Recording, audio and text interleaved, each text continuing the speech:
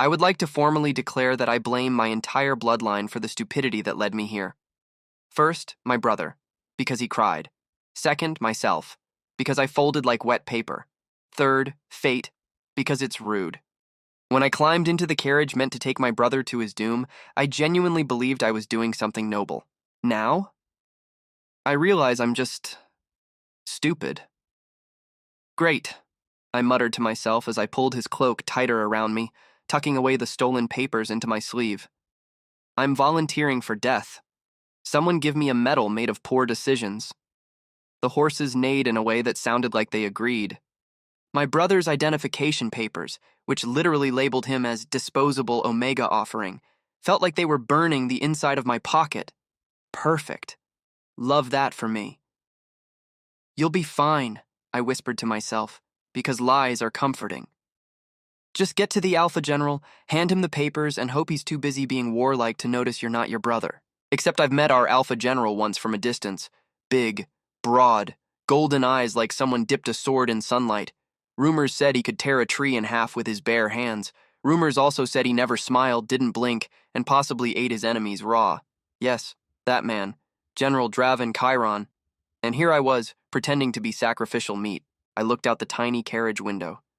Forest. Forest. More forest. My panic level rose with every tree. They probably won't kill you immediately, I soothed myself. Maybe they'll kill you after tea or whatever soldiers drink. Mud? Blood? Protein shakes? The carriage hit a rock and my head slammed against the wooden wall. I hissed. Ow! Yes. Perfect. Let's add trauma. And then I felt it. The heavy shift in the air, the faint rumble of voices outside, the quiet thump of disciplined marching. Camp. My funeral destination had arrived. I pressed my hand to my chest, thinking maybe I'd find courage there. Nope. Just ribs. Useless. The carriage halted. My stomach dropped.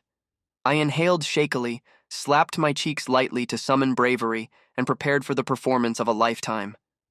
Brother, wherever you are hiding safely at home, you owe me several pastries and a monument. The carriage doors burst open so violently I shrieked like a startled pigeon. 2 soldiers stared in, jaws clenched, eyes assessing me like I was a sack of potatoes they hadn't ordered. One grabbed my arm, hard. Gentle hands, I snapped, because death or not, I had dignity. I'm fragile, but not that fragile. They paused, looked at me, looked at each other. Confusion dawned on their faces like they'd discovered their sacrificial offering had an attitude problem. The taller soldier muttered, Is he supposed to talk? The other shrugged. Paper says Omega, so maybe. Wow. Deep analysis from 2 men who probably list breathing as their greatest achievement. Move, tall soldier said, tugging me out. I stumbled out of the carriage, straightened my cloak dramatically like I was offended, and walked with as much false pride as I could manage. Fake it till you die, Ray. That's the spirit. The camp was massive. Rows of tents, crackling fires, soldiers drilling with heavy weapons, the metallic scent of steel everywhere. My heart thrashed violently against my ribs. Instinct screamed run. But running wasn't an option unless I magically developed wings. Where's General Draven? I asked. Take me to the boss man. Both soldiers stared again. What? Do I need to draw you a map or... We're taking you to him, the shorter one grunted. Quiet down. Quiet? Absolutely not. But I shut up anyway, because I could smell the alpha pheromones in the air. Thick, sharp, commanding. It made the fine hairs on my arms rise. We stopped before the largest tent, easily twice the size of any home in my village. The guard outside stepped aside, eyes narrowing as he looked me over like I was a weirdly shaped vegetable. The soldiers shoved me forward. I stumbled, caught myself, and hissed, Rude! I hope all your socks are always slightly damp. And then I stepped inside. That was my first mistake. My second was making eye contact. General Draven did not look like someone who led armies. He looked like someone sculpted by a bored god who wanted to show off. Tall, so tall I felt like a paperclip beside him. Shoulders broad enough to block the sun. Hair black like midnight. Jaw sharp enough to slice bread. And his eyes, honey-like, warm, dangerous. He leaned against a table covered in maps, but the moment I entered, his head lifted sharply, like he sensed me. Then he inhaled, deeply. My throat closed. His gaze pinned me to the ground, tracking me with terrifying precision. Like he was reading everything about me. Lies, fear, stupidity, questionable life choices. I tried a smile. It felt like a grimace. He stepped forward slowly, each footfall steady, controlled, predatory. His voice, when he spoke, was quiet thunder. "You're not the one they meant to send." My heart stopped. "But," he continued, walking closer, gaze locked on mine with a softness that made my knees weak, "you're the one I want." "Wait. Hold up. What?" I blinked. Twice. Maybe 3 times. Because what was that supposed to mean? Why did my stomach flip?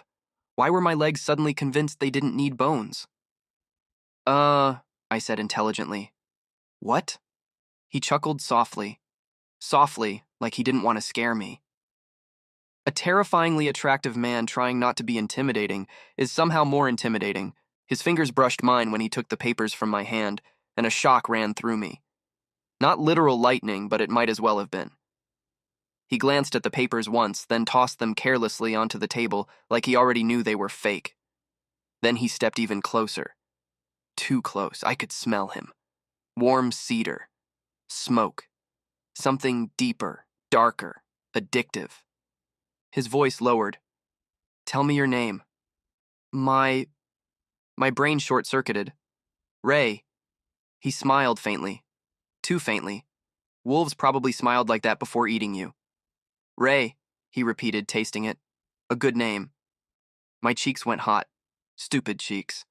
I cleared my throat and attempted to regain control of my life. Spoiler. Failed. "Look," I said, hands up defensively. "I'm delicate, not stupid. You can let me go now." Draven stepped forward. I stepped back. Bad idea. He followed. I stepped back again. He followed again. "I mean it," I continued, voice squeaking a little. "You've smelled me, inspected me, done whatever that intense staring thing was, so we're done. Release me into the wild." Draven's eyes softened. "Ray," he murmured, "you think I'll let you walk out of my sight? After fate handed you to me?" My lungs forgot how to function. "It didn't," I blurted. "Fate didn't hand anything. Fate tripped and dropped me here by accident." He laughed. The deep, warm sound slid down my spine like honey. He took my chin gently between his fingers and tilted my face up. "I felt your scent," he said softly, "even before you entered the tent." My heart tried to climb up my throat to escape. "It calls to me," he whispered. "Can it not?" I wheezed. "It's embarrassing." His thumb brushed my cheekbone with devastating tenderness. He leaned in, lips near my ear. "You're terrified," he murmured, "but still standing, still looking me in the eyes." He exhaled, slow and warm. "You're brave, Ray. Braver than the one they meant to send." My breath hitched. "No one," he whispered, "takes your place now." My blood froze. "What does that mean?" I whispered. He smiled gently, dangerously. "It means," Draven said, "you're mine to protect now." My knees forgot their entire purpose. I wake up to the sound of metal clanking and someone yelling something about formations and discipline, which is already hilarious, because I have neither. If I were a formation, I'd be a squiggly line having a mental breakdown. My stomach growls like it's auditioning for the role of starving wolf, so I stumble toward what looks like the camp mess tent. And then the smell hits me. Burned protein, sad vegetables, regret. "Wow," I mutter loud enough for several soldiers to hear. Military food. I suddenly miss suffering at home. Forks pause midair. A few soldiers blink at me, like they're trying to figure out if I'm joking, suicidal, or both. Spoiler, yes. One soldier leans over to another and whispers, "Is he allowed to talk like that?" I grin at them. "No, absolutely not. I'm just naturally disappointing." They stare harder. I shovel a spoonful of Something into my mouth. It tastes like boiled discipline, with hints of pain. I cough. Perfect. Exactly what I needed to remind me that my life choices have led me here. There's a sudden hush around me, and I feel a gaze, heavy, hot, pinning me down like a hand on my throat. Draven, General Hot and Deadly himself. I don't even have to look to know he's standing behind me. His presence is like a pressure system that demands attention. It seems, he murmurs, because of course he murmurs like he's reading the line of a romance novel. The offering has opinions. Offering. Right. That thing I'm absolutely not. I shoot him a smile that could power a petty sun. Just stating facts, General. I like my meals identifiable. A couple soldiers choke on their food. Draven steps closer, and the warmth of him presses along my spine. Eat, he commands softly. You'll need your strength. I swallow hard. Not the food. My sanity. Because him saying you'll need your strength in that low tone? Nope. Illegal. Absolutely illegal. I decide to take another bite purely so I don't embarrass myself by spontaneously combusting. After breakfast, if we're being generous and calling it that, Draven gestures for me to follow. You know, like a dramatic wolf king summoning his confused houseplant. His tent is warm, quiet, and smells faintly of spice and steel. I hover near the entrance like a stray cat unsure if the human is safe. Draven sits, studying me like I'm either a puzzle or a trap. Maybe both. Ray, he says, the Omega offering was trained in court etiquette.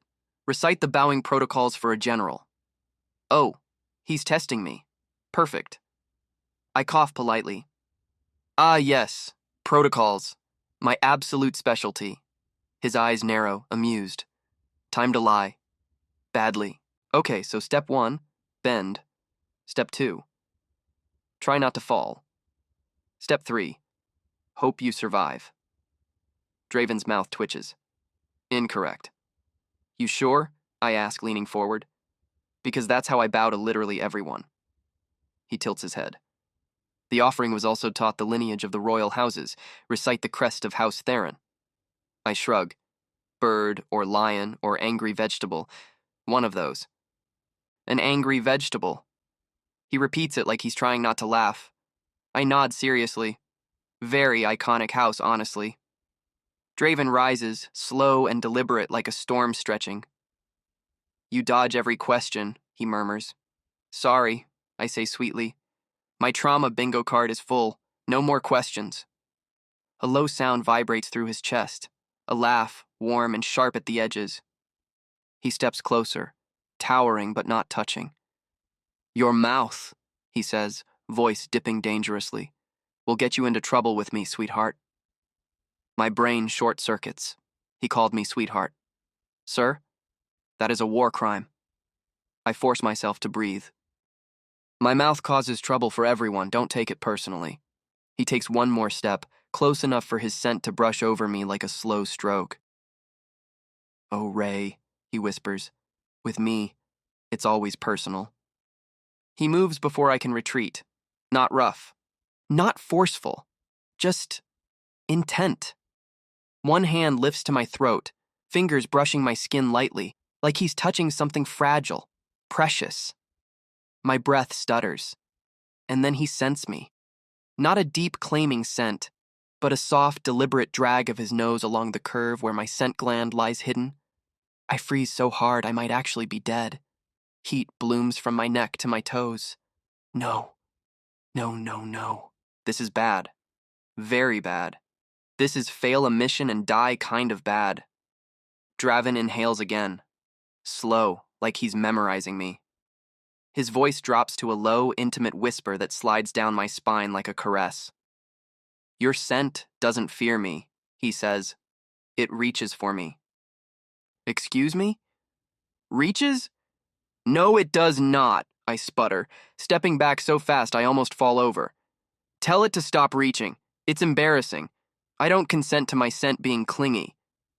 His eyes darken with something warm, possessive, dangerous.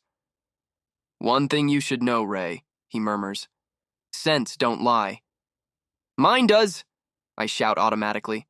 I bribed it. Draven laughs. And oh God, it's a beautiful sound. Deep, rich, like he rarely uses it. I hate that it makes my chest warm. He steps forward and I back up until my knees hit his table. Your scent reacts to me, he says softly. It opens. It invites. Okay, rude. My scent is a hussy without my approval. Your scent wants me, he finishes, voice thick. I squeak. Actually squeak. That is slander, I whisper. He leans down slightly, his breath warm against my cheek. It's truth. I am going to die. Not from danger. From romance. I clear my throat, straighten my spine, and channel every ounce of bravery I possess, which is like 3 ounces. General, I say. I would like to be released. Immediately. Preferably yesterday. Draven studies me with a calm that scares me more than anger would. And go where? He asks quietly. Back to a kingdom that sent you here to die? I blink. Hard. Okay. Wow. Didn't need that truth bomb before lunch. He steps close again, slower this time, giving me room to refuse, like he knows I won't. Tell me the real reason you're here, he murmurs. I swallow. Nope. He's not getting that, so I shrug dramatically. I got bored. Thought, why not spice up my life with danger, questionable soup, and possible death? Draven actually smiles, a real one, and it's beautiful, ruinously beautiful. He lifts a hand, just enough to hover near my cheek, not touching, almost asking. Ray, he says, voice low, even if the whole kingdom comes for you. His fingers finally touch my chin, lifting it gently. I'd still hold you here. There it is, the romantic kidnapping line of doom. Sir, I manage, that is kidnapping with extra romance. His thumb brushes my jaw. Then consider it devotion with no escape. My heart does a somersault. My brain screams. My scent apparently throws confetti. I don't want to die, I whisper before I can stop myself.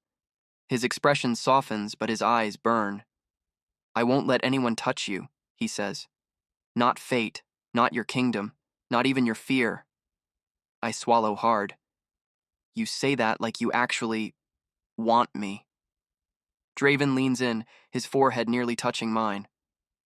I don't want you, he whispers. My stomach drops. Then he adds, I crave you. My entire soul malfunctions. Craving is unhealthy. You should hydrate. He laughs again. Low, warm, dangerous. Stay, Ray. I shouldn't. Stay, he repeats, voice deep, soft, irresistible. I'm not letting you go. My pulse hammers, and somewhere deep inside, for one terrifying second, I don't want him to. There are 2 types of people in this world. 1, people who follow orders. 2, me, who hears an order and immediately gets the uncontrollable urge to do the exact opposite, just to see what happens. So when Draven told me, very sternly, very seriously, in that deep voice that made my knees consider defection, stay inside the tent. Of course I wandered out the moment he turned around. Look, it wasn't rebellion, it was curiosity. Also, boredom, and possibly ADHD. I end up near the training grounds where soldiers are swinging swords, sweating, and being unnecessarily dramatic with their grunting. Honestly, they sound like someone dropped a large table repeatedly. One soldier spots me and immediately panics. The offering has escaped. Relax, I say, hands up like I'm surrendering to stupidity. I'm not running away. I'm investigating grass. The soldier blinks. Grass? Yes, these green things? They live complex lives, very mysterious. He opens his mouth, closes it, then sprints away to report my existence to someone higher up. Fantastic. I crouch down, poking a blade of grass like it's a rare specimen, truly committing to the bit. That's when a shadow falls over me. Not a normal shadow, a large, warm, possibly judgmental one. I don't even have to look. General Hot and Deadly, I say, still crouched. Fancy seeing you here. Investigating grass as well? Draven's voice comes down like velvet-wrapped steel. Ray, I glance up.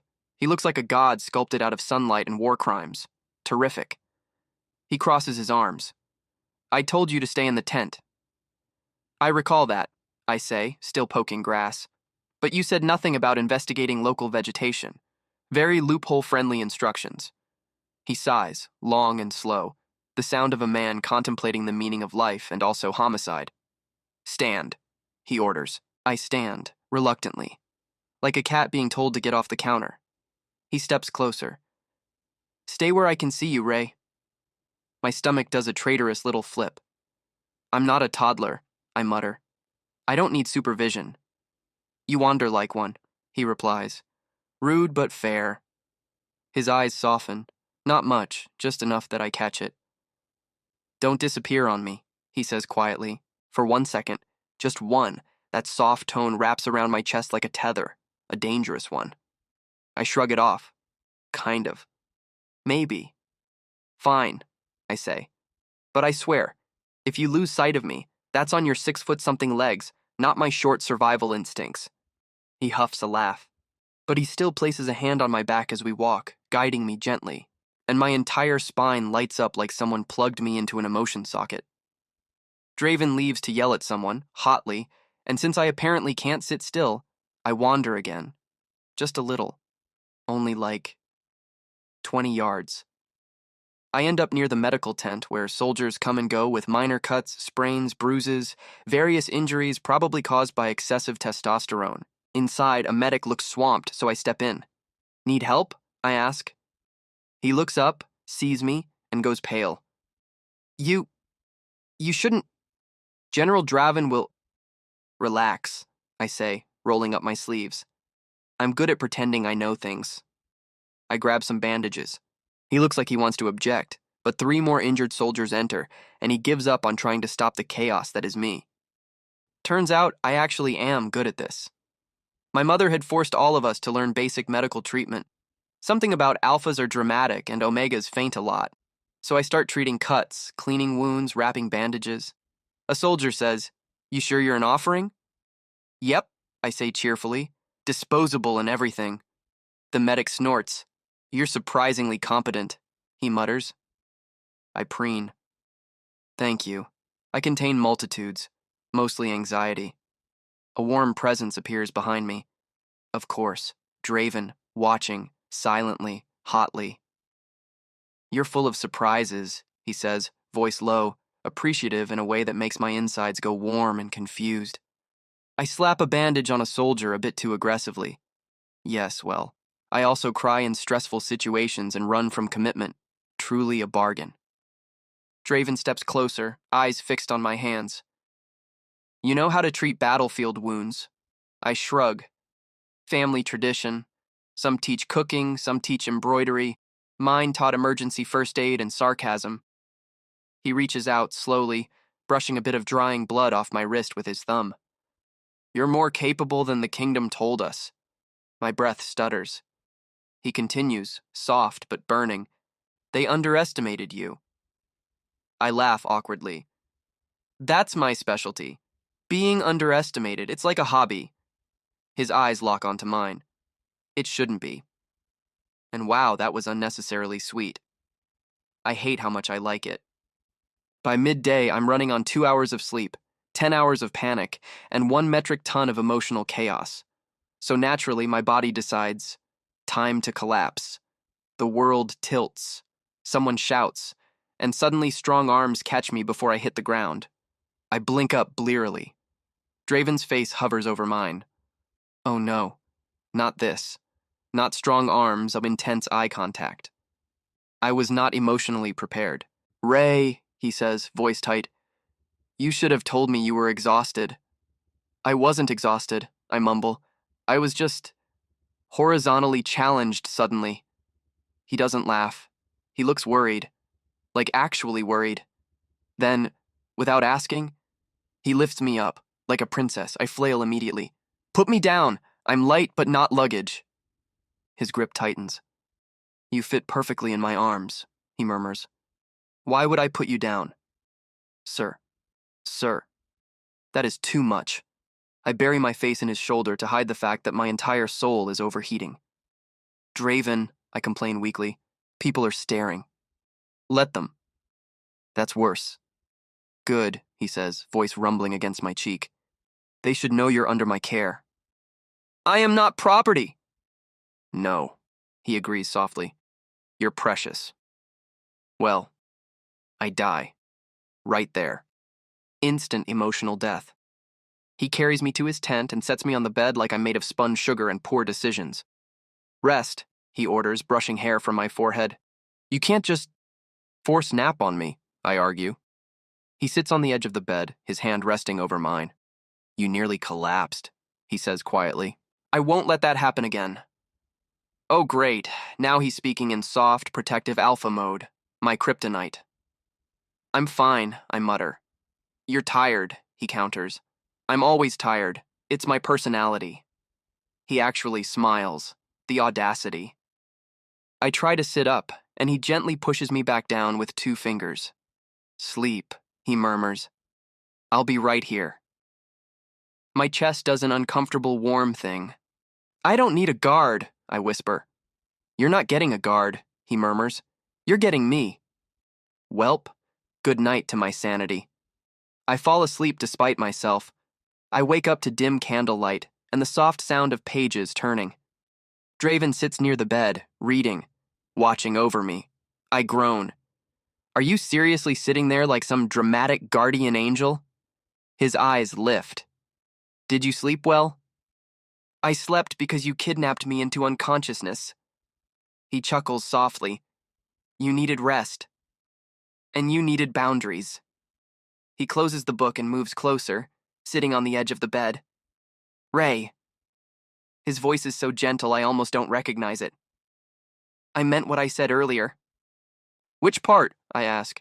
The part where you carried me like a sack of flour, or the part where you claimed I fit perfectly in your arms? The part, he murmurs, where I said I'll keep you safe. I snort. Bold of you to assume I trust tall, handsome men. His lips twitch.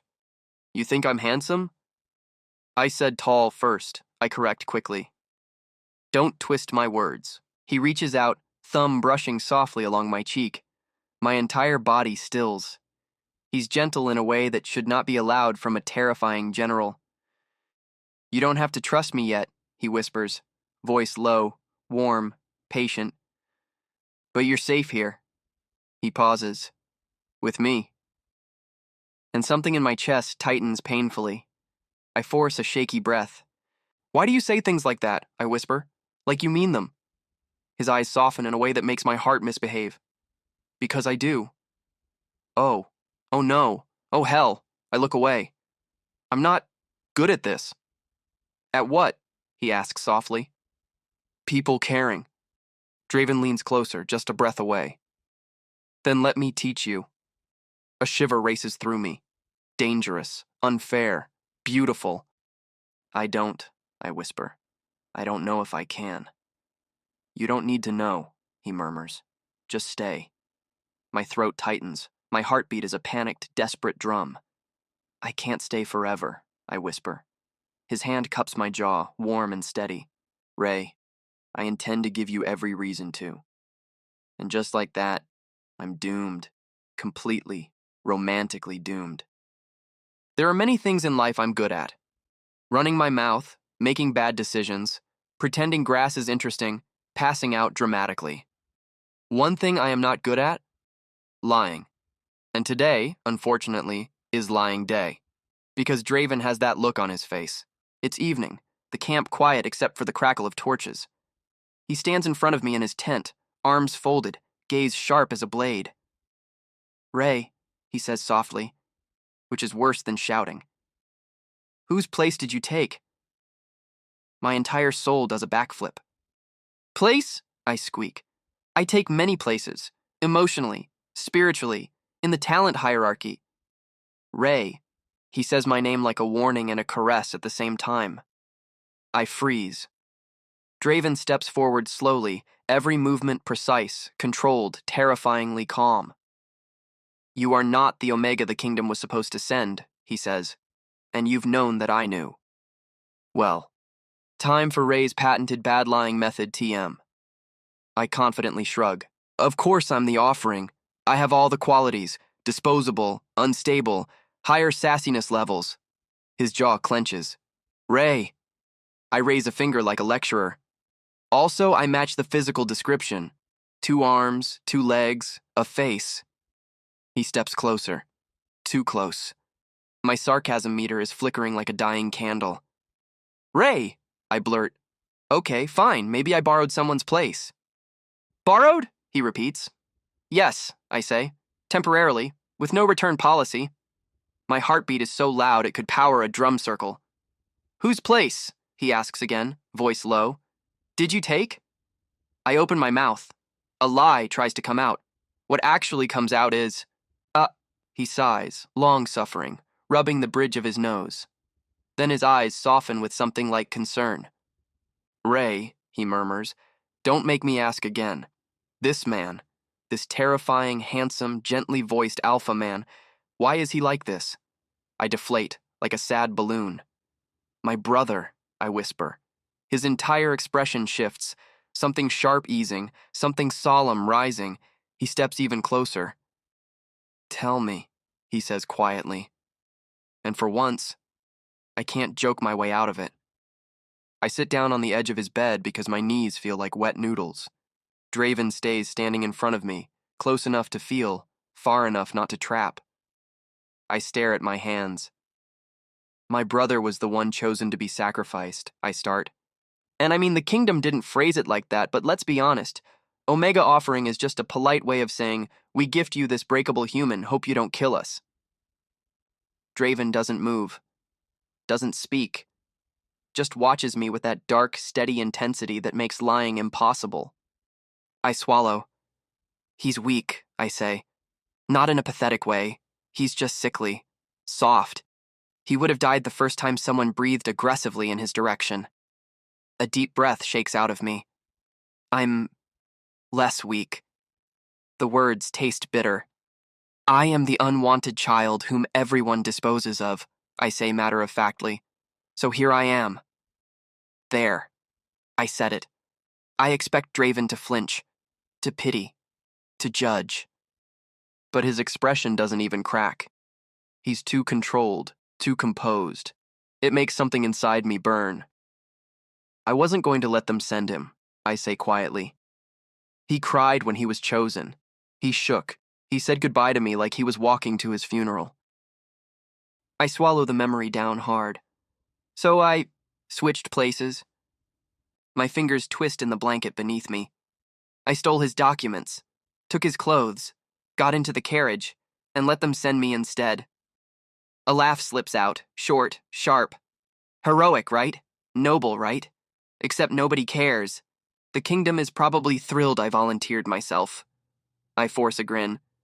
So, yeah, ta-da, that's the tragic backstory. You're welcome. Silence fills the tent. Torchlight flickers. Wind hums. My heart thumps painfully. Then, Ray, Draven says softly, look at me. I don't, so he kneels. An alpha general kneels. In front of me. My breath stops. He reaches up slowly and takes my trembling hands in his. Look at me, he repeats, voice low and gentle. I finally do. And everything inside me cracks open. He lifts one hand and cups my jaw, carefully like he's afraid I'll break. His thumb brushes my cheekbone. You offered yourself in his place, he says quietly. That makes you braver than any soldier here. I stare at him, jaw loose. That's not... My voice breaks. That's not bravery. That's stupidity with extra steps. He shakes his head, thumb brushing again, grounding me. You protected someone weaker than you, he murmurs. You stepped into danger without hesitation. That doesn't make me brave, I whisper. Yes, he says, leaning closer, eyes burning. It does. The heat in his gaze is too much, too intense, too warm. It makes my chest ache in a way I hate. I'm not... I choke. I'm not worth that kind of... Draven's hand slides to the back of my neck, warm, steady, anchoring me. You are worth everything, he says. I stare at him. He stares back. And for the first time in a very, very, very long time, I feel seen, not judged, not dismissed, not unwanted. Seen. Me, Ray, the disposable one, the troublemaker, the one no one wanted. Except, Draven looks at me like I'm the most important thing in the world. It terrifies me. It comforts me. It wrecks me. I pull back slightly. Don't say things like that. Why? He asks softly. Because I'll believe them, I whisper. He inhales sharply. His grip tightens. And for a moment, just a breath, he rests his forehead against mine. You should, he says. You deserve to. My voice is barely a whisper. So, now what? I swallow hard. Are you going to punish me? His hand slides from my jaw to my cheek, warm and gentle. Punish you? He echoes. I nod. Lying, deception, unlicensed heroism. A low sound rumbles in his chest, half laugh, half groan of disbelief. Then he speaks. Punish you? He shakes his head slowly. No. His thumb strokes my cheek. Protect you, he murmurs. His eyes burn into mine. Every day for the rest of my life, if you'll let me. Oh no. No. That line should come with a health warning. My throat closes.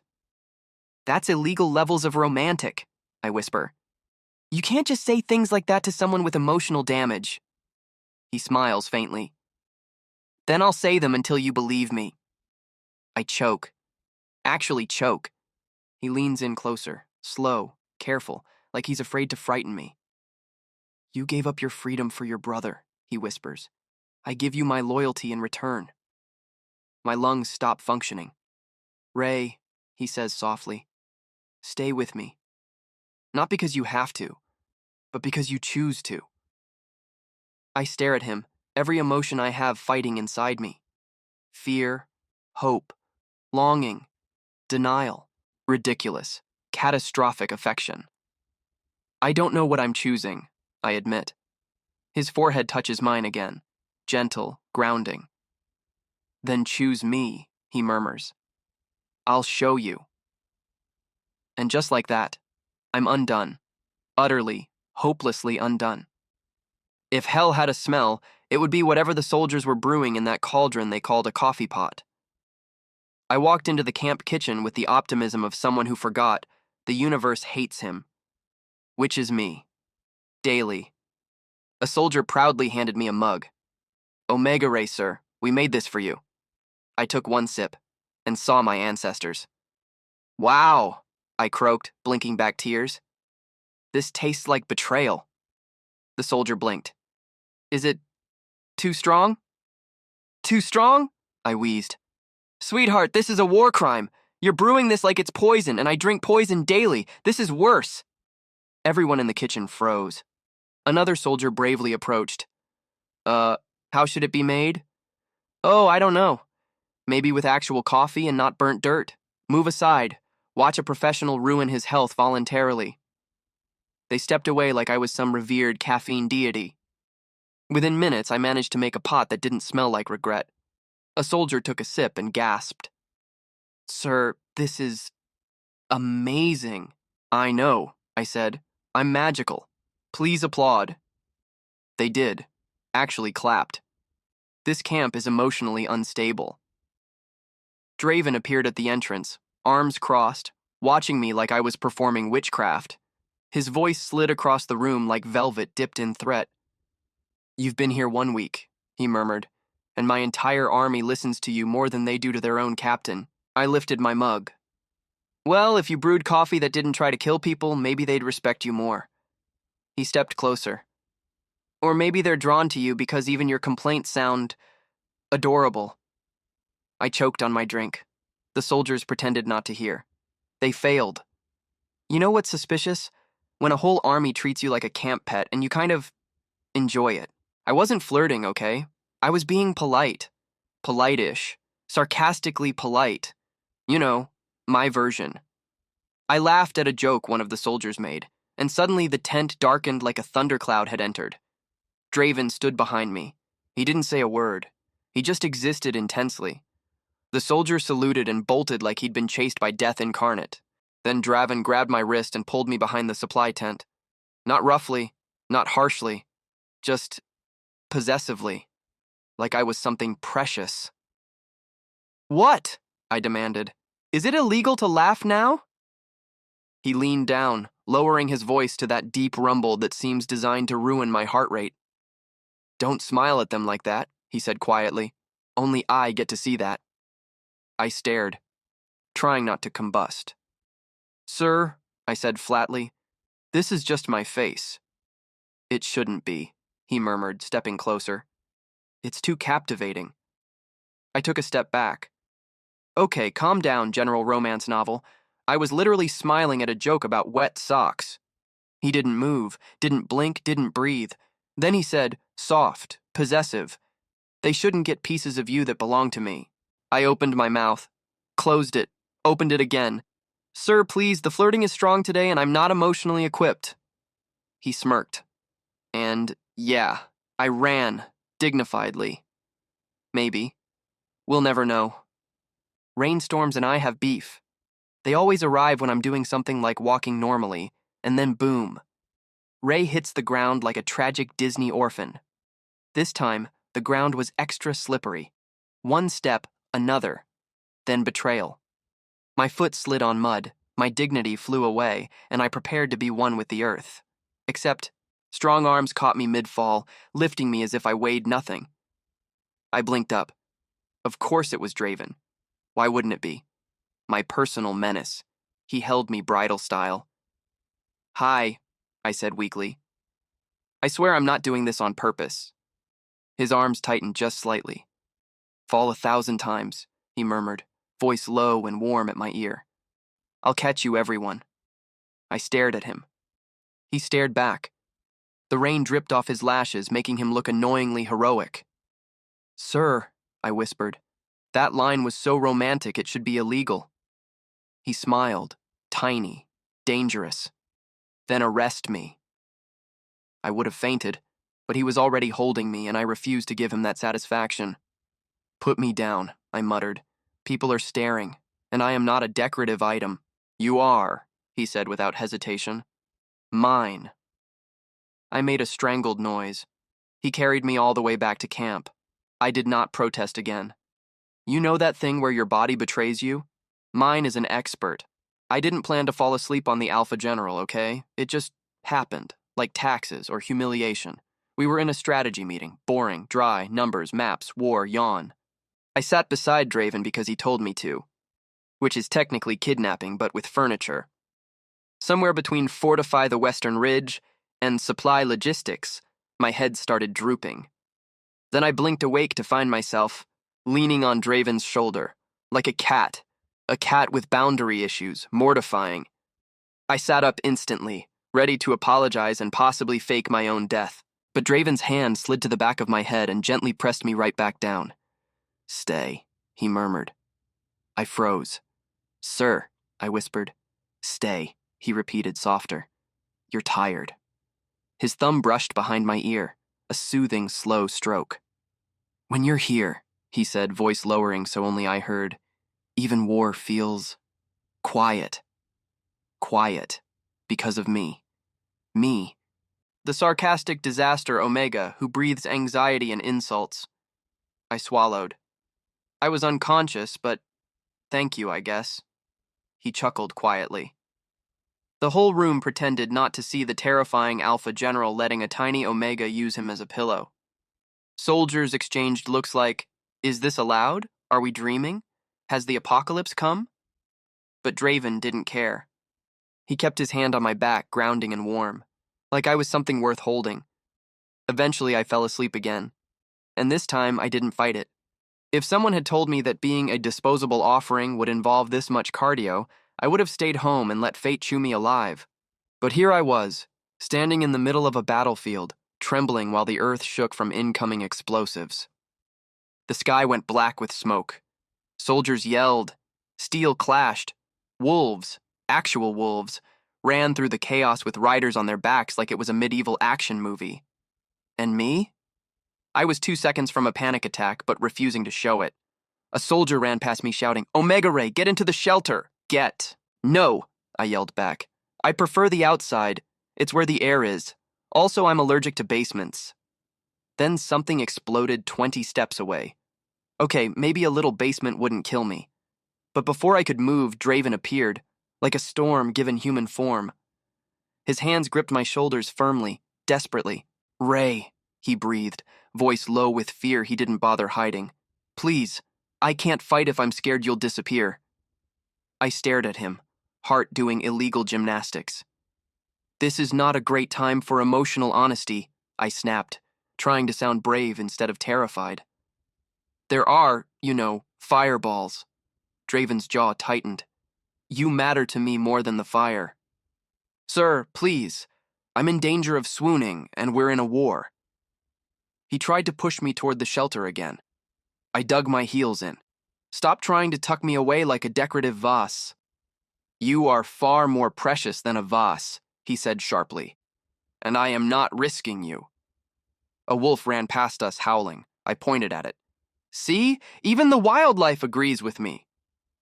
Draven exhaled shakily, forehead pressing briefly to mine. "Ray, please." And just like that, my brain shut down. My mouth moved without my permission. "Fine, but only because you asked nicely." He looked startled, then soft. But I didn't actually go where he pushed me. Because of course I didn't. I'm Ray. Bad decisions are my aesthetic. The moment Draven turned his back, I sprinted the other way like a convicted criminal escaping jail. In my defense, people were screaming for help. And also in my defense, I am an idiot. The medical tent was half collapsed, so I ducked under the torn canvas and found wounded soldiers lying everywhere. "Okay, hi," I announced loudly. "I know this is a bad time, but people are dying weirdly, so let's get organized." Someone groaned. Another bled dramatically. I rolled up my sleeves like a wannabe hero. "If you're dying, please raise your hand. No? Okay, that's fair." I tore strips of cloth for bandages, applied pressure to wounds, shouted at people to keep breathing, and questioned every life choice that brought me here. A soldier blinked at me weakly. "Omega Ray, you're not supposed to be here." "I'm not supposed to be anywhere," I retorted. "My entire existence is a clerical error." Another explosion rattled the ground. Dust fell from the ceiling. I ignored it. A man with a head wound looked up groggily. "Shouldn't you be hiding? Shouldn't you be bleeding less?" I shot back. "We all have jobs." But as I tied the makeshift bandage tighter, panic slowly crawled up my spine. This was real. This was war. This wasn't one of Draven's protective lectures or one of my sarcastic meltdowns. People were dying. The smell of blood mixed with smoke in the air. My hands shook as I worked. Someone screamed outside. Another explosion boomed. I flinched but kept moving. "Ray!" I froze. Draven stormed into the tent, eyes wild, his scent rolling through the space like thunder. The soldiers went silent. Draven's voice cracked as he yelled, "What are you doing here?" I raised a bloody cloth. "Helping? Obviously." His face twisted. "You could have died." "Everyone here could have died," I argued. "I'm just supervising the process." Draven closed the distance in seconds, grabbing my wrist, gentler than his anger sounded. "Ray," he whispered, voice raw. "You can't do this, not alone." I opened my mouth to sass him. Then the tent collapsed around us. He shoved me to the ground and covered me with his body, shielding me from falling beams and scattering debris. His arms locked around me like steel, like he'd break himself before letting anything touch me. And that's when fear finally hit me. Not for myself. For him. Hours later, after the fighting died, after the smoke thinned, after the dead were carried away, I stood outside the ruins of the camp, frozen, numb. My hands were stained red. My clothes smelled like smoke and blood. My brain felt hollow. And then Draven found me. He didn't shout, he didn't scold. He just grabbed me and pulled me into him, arms crushing me against his chest like he was terrified I'd evaporate. His voice broke against my ear. "I don't want to lose you. Not now. Not ever." I blinked, stunned. General Draven, The terrifying, stoic alpha who everyone feared was shaking, holding me like I was the last star left in his sky. I lifted my trembling hands and awkwardly patted his back.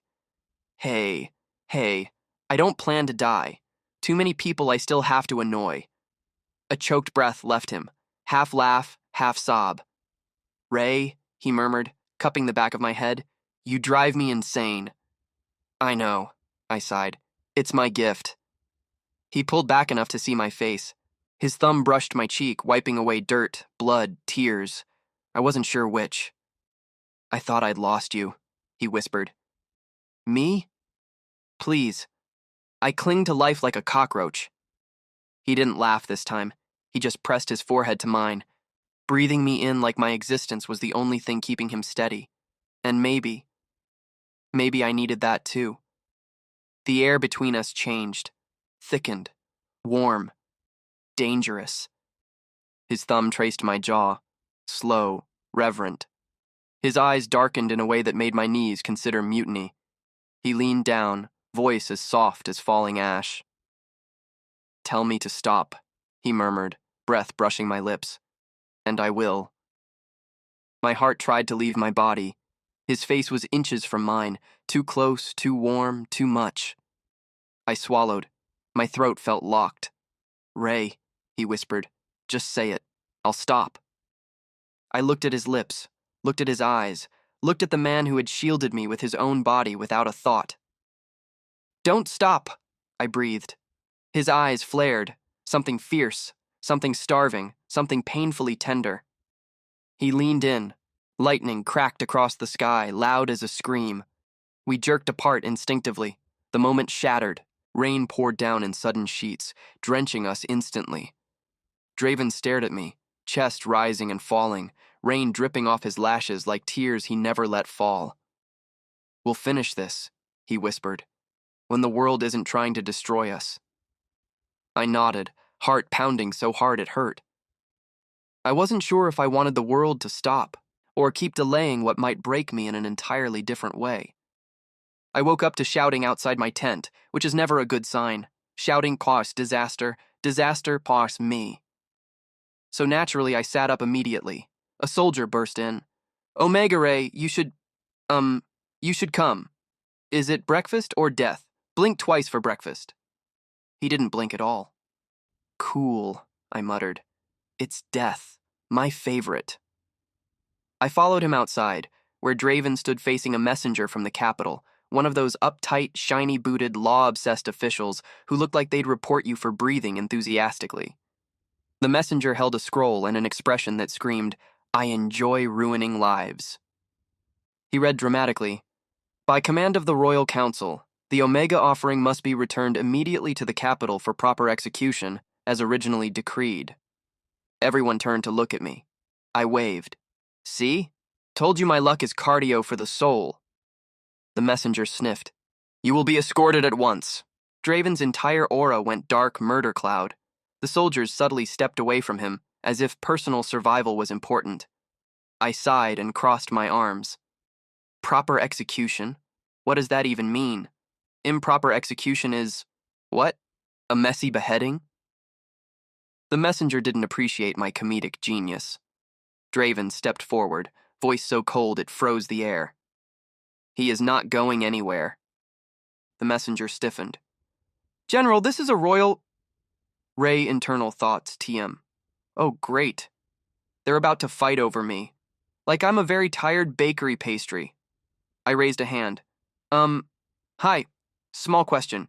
Why am I being invited to my own murder again? I didn't even RSVP. The messenger rolled his eyes.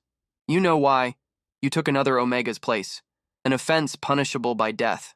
Right, I said dryly. Can't have people volunteering. Very dangerous precedent. Draven's voice dropped to a growl. Ray is under my protection. The messenger didn't back down, which honestly impressed me. Most people ran when Draven glared.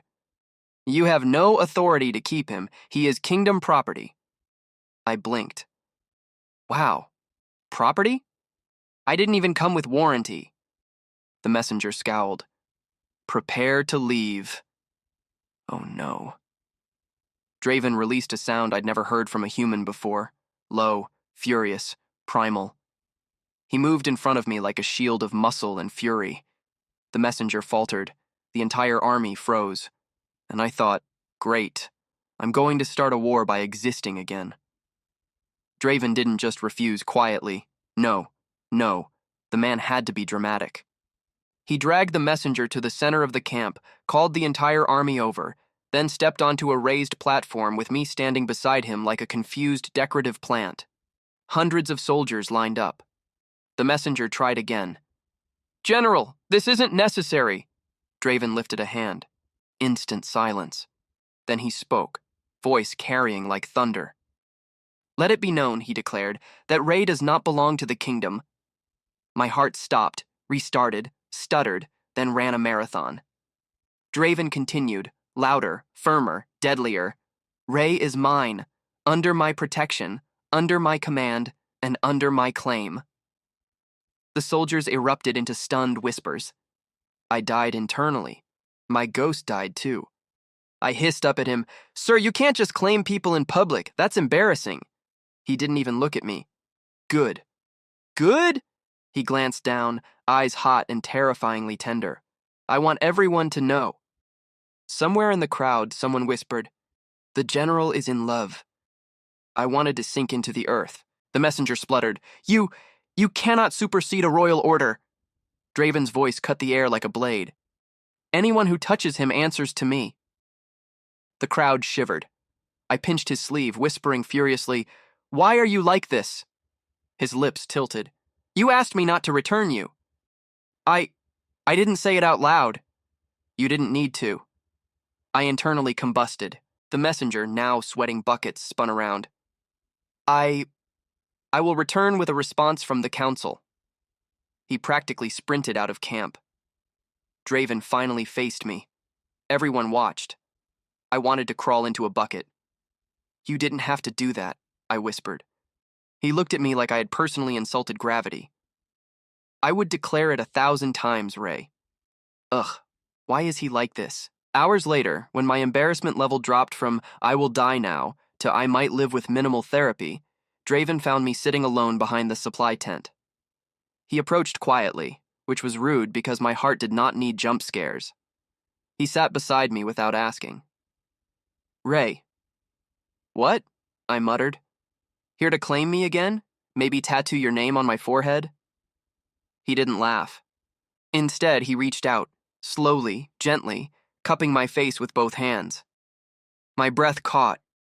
His thumbs brushed my cheeks like I was fragile glass he hated to handle roughly. His voice was soft. Too soft. Dangerously soft. "I loved you the moment you stepped into my tent." I stared at him like he'd grown 3 heads. "No, you didn't." "Yes, I did." "You literally threatened to kill me." "I threatened to kill everyone else." "Oh." He huffed a breath, half laugh, half exasperation. "Even your sarcasm felt like home," he whispered. "Even your fear, even your stubbornness, everything about you felt right." My face, already warm, went volcanic. "Stop saying perfect things," I mumbled, hiding behind my hands. "I'm weak." He gently pulled my hands away. "Rey." His voice dropped to a low, intimate rumble. "I will never let them take you. Never." My chest squeezed painfully, like someone had stuffed emotions into it without permission. "And I will never regret choosing you," he added. My throat tightened, my brain melted, my soul left my body. I whispered, barely audible, "Why me?" His forehead rested against mine. "Because I saw you, and I chose you, and I will keep choosing you." Oh no. My heart did something deeply stupid.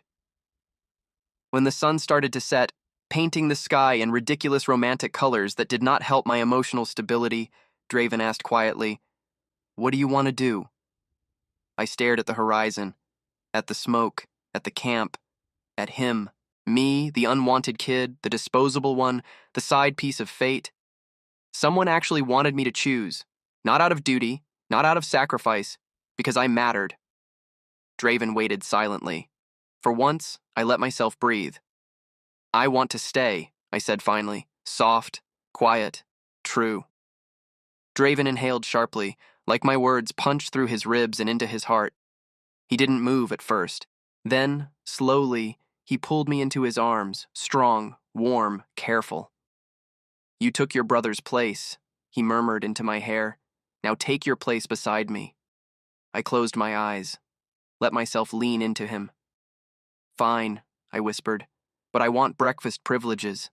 He laughed, an actual laugh, and kissed my temple. You can have anything. Good, I said, sniffling, because I want 2 blankets also. His arms tightened. You'll sleep beside me. You won't need blankets. My face flamed.